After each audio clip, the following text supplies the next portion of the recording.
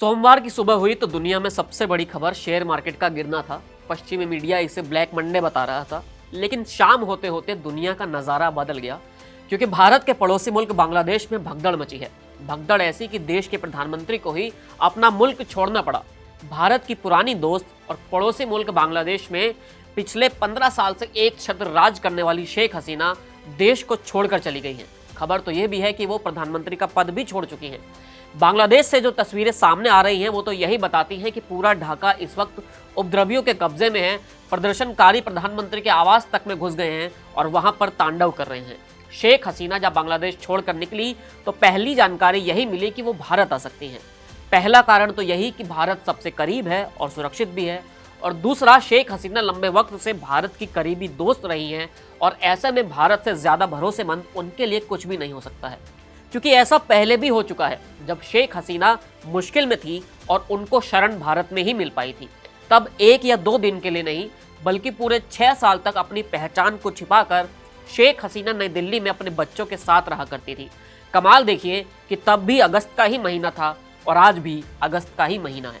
इसकी अपनी एक पूरी कहानी है। इस वीडियो में हम उसी कहानी की बात करते हैं।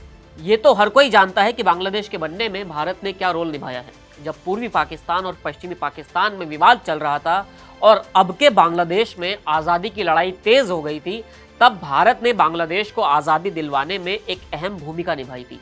इसलिए ये दोस्ती तभी से चली आ रही है। वो दौर 1971 का था, लेकिन इसके 4 साल बाद ही बांग्लादेश में काफ़ी कुछ बदल गया था।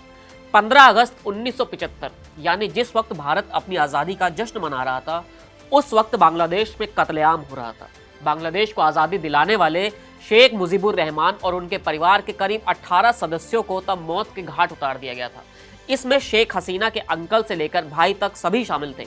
जब बांग्लादेश में तख्ता पलट हुआ था, जिस वक्त सेना ने शेख हसीना के पिता को मारा, उससे कुछ दिन पहले ही वो अपनी बहन के साथ जर्मनी चली गई थी, क्योंकि ये सब पता चल गया था कि आखिर कुछ गड़बड़ हो सकती है।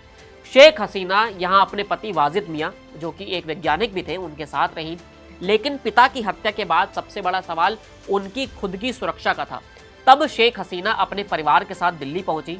यहाँ उन्होंने इंदिरा गांधी से मुलाकात की और फिर यही तय हुआ कि सुरक्षा के लिहाज से शेख हसीना का भारत नई दिल्ली में रहना ही सही रहेगा। दिल्ली की पंडारा रोड के पास शेख हसीना तब अपनी पहचान बदल कर रहा करती थी। 6 साल तक कड़ी सुरक्षा और नकली पहचान में शेख हसीना यहाँ थी। इंदिरा गांधी उस वक्त भारत की प्रधानमंत्री थी। उन्होंने ही 1971 की जंग करके बांग्लादेश को आज़ादी भी दिलवाई थी, और जब शेख मुजीबुर रहमान की हत्या की गई, तब उनकी बेटी को मदद पहुंचाने वाली भी सबसे पहले इंदिरा गांधी ही थी। शेख हसीना ने हर बार इसका जिक्र किया है और हिंदुस्तान को अपना सच्चा दोस्त बताया है। तब इंदिरा गांधी ने शेख हसीना को जर्मनी से सुरक्षित भारत लाने की व्यवस्था की, उनके पंडारा रोड में एक घर दिलवाने की व्यवस्था की और पति के लिए नौकरी की भी व्यवस्था की गई। शेख हसीना बाद में जाकर अपने मुल्क की प्रधानमंत्री बनी। उन्होंने हर बार भारत का साथ दिया और भारत के साथ ही खड़ी रही। साल 2009 से तो शेख हसीना लगातार बांग्लादेश के प्रधानमंत्री ही हैं, लेकिन अब अपनी सत्ता के करीब 15 साल बाद शेख हसीना फिर से एक बार मुश्किल में आई हैं, और जब सबसे बड़ी मुश्किल उनके सामने आई है तो फिर उन्हें भारत ही याद आया है। अभी भी बांग्लादेश के हालात लगातार बिगड़ते जा रहे हैं। शेख हसीना बांग्लादेश छोड़ चुकी है, प्रधानमंत्री पद भी छोड़ चुकी हैं। अब आगे क्या होता है, इस पर हर किसी की नज़र बनी हुई है। इस कहानी में इतना ही। फिर मिलेंगे नई कहानी के साथ। शुक्रिया।